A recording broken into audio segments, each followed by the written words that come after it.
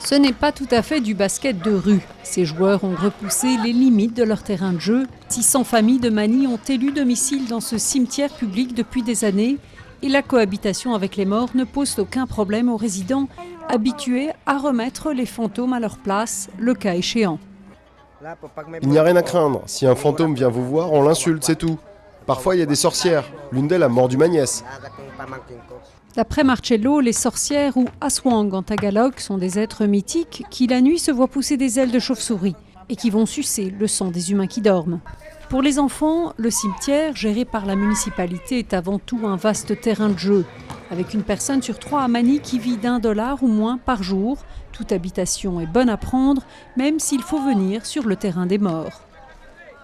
Rosita Pantanes a inhumé sa mère ici et elle ne considère pas que les squatteurs du cimetière manquent de respect à l'égard des morts. Les vivants méritent notre pitié aussi. Ils n'ont pas d'autre endroit pour vivre. Je suis sûre que ma mère comprend.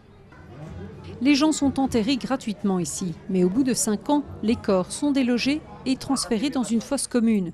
Visiblement, l'opération n'est pas toujours des plus soignées. Oui, mes enfants jouent aussi avec des crânes parfois. Et quand la nuit tombe, des bricolages maison, qui ne répondent certes pas aux normes de sécurité internationale, permettent de détourner l'électricité publique et d'apporter de la lumière dans les logements du cimetière, un modeste élément de confort, faute d'eau courante ou d'installation sanitaire.